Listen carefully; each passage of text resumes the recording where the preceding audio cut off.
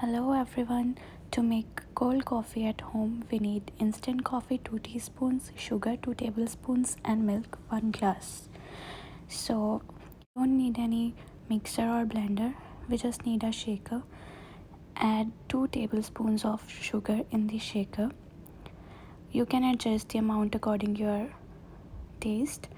And now we have to add 2 teaspoons of coffee.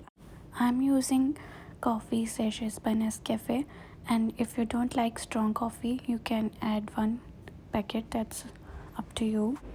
I like mine strong, so I'm adding 2 packets.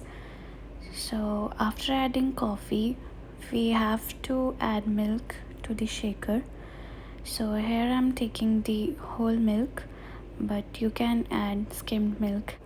But whole milk will give you a more creamy coffee, so I would recommend whole milk. So now we just have to shake the shaker and we will have a creamy frothy cold coffee ready. Shake, shake, shake. So what is cold coffee without ice? So just add few ice cubes to the glass. I like mine chilled, so I'm adding 3 cubes here.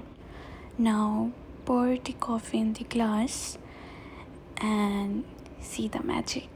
Your creamy, frothy, instant coffee is ready.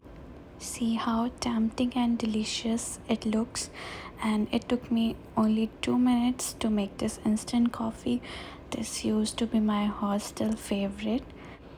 I saved a little coffee for later. So sprinkle this coffee on top just to make it look more presentable. And here we go. Cheers! Super simple, super delicious, instant homemade cold coffee is ready. Do like, share, and subscribe. Thank you.